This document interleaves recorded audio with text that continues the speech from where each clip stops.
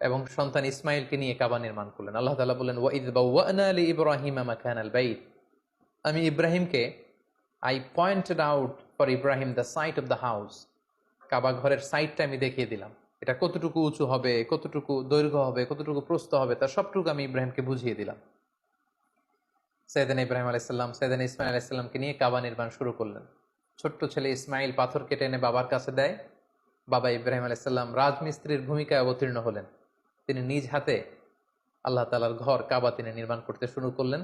বাপ ছেলে দুজনই পড়তে আরম্ভ করলেন, রব্বানা তাকাব্বাল মিন্না ইন্নাকা আনতাস সামিউল আলিম। হে আল্লাহ, আপনি আমাদের পক্ষ থেকে এই ইফোর্ট, এই ডেডিকেশনকে, এই কাজকে আপনি কবুল করে নেবেন। এবং আল্লাহ তাআলা বললেন যে, ওয়াইদ জাআলনাল বাইতা মাসাবাতান লিন-নাসি ওয়া আমনা, আমি এই কাবা ঘরকে, ইব্রাহিম ইসমাইলের পদধূলি ধন্য এই কাবা ঘরকে গোটা বিশ্বের মানুষের মিলন কেন্দ্র বানালাম। যেটা আমরা হজ উমরার সময় দেখি, more than 2 million Muslims they gather together in কাবা।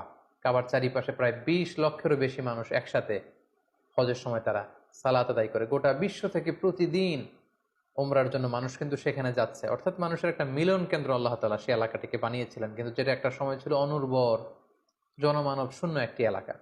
এবং আল্লাহ তাআলা আমাদেরকে আদেশ করলেন, ওয়াত্তাখিযু মিন মাকামি ইব্রাহিমা মুসাল্লা, তোমরা ইব্রাহিমের দাঁড়ানোর জায়গাকে সালাতের জায়গা বানাও। অর্থাৎ যেই পাথরের উপর দাঁড়িয়ে সাইয়েদনা ইব্রাহিম আলাইহিস সালাম কাবাকে রিকনস্ট্রাক্ট করেছেন, আজ পর্যন্ত এই 2500 বছর পরেও সেই পাথরটি আজও সংরক্ষিত আছে। আপনারা হজ উমরা যারা করেছেন তারা দেখেছেন সেই পাথরটির চারদিকে সেটা সংরক্ষিত আছে। সাইয়েদনা ইব্রাহিম আলাইহিস সালামের ফুটপ্রিন্ট সেখানে আছে, পায়ের ছাপ আছে। এবং সেটাকে সামনে রেখে টু দ্য ডাইরেকশন অফ কাবা সালাত পড়াকে আল্লাহ তাআলা আমাদের জন্য অবধারিত করেছেন, তিনি আমাদেরকে আদেশ করেছেন। এবং সাইয়েদনা ইব্রাহিম এবং ইসমাইলকে বলেছেন, তোমরা কাবা ঘরকে পরিচ্ছন্ন করো, ঝাড়ু দাও। সাইয়েদনা ইব্রাহিম আলাইহিস সালাম সফলতার সাথে কাবা পুনর্নির্মাণের এই মিশনটাও সম্পন্ন করলেন। সম্পন্ন করে তিনি কায়মনোবাক্যে আল্লাহ তাআলার কাছে একটা দোয়া করেছিলেন, ঐতিহাসিক দোয়া।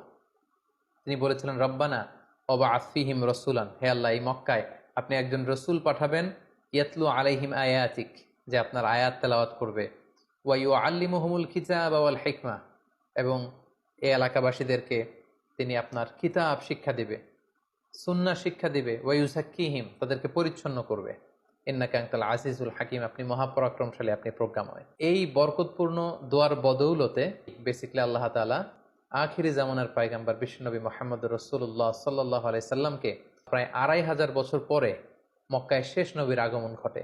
এবং আল্লাহ রাসূল সাল্লাল্লাহু আলাইহি ওয়াসাল্লাম তিনি বলতেন, আনা দাওয়াতু আবি ইব্রাহিম, আমি হচ্ছে আমার বাবা ইব্রাহিমের দোয়ার ফসল।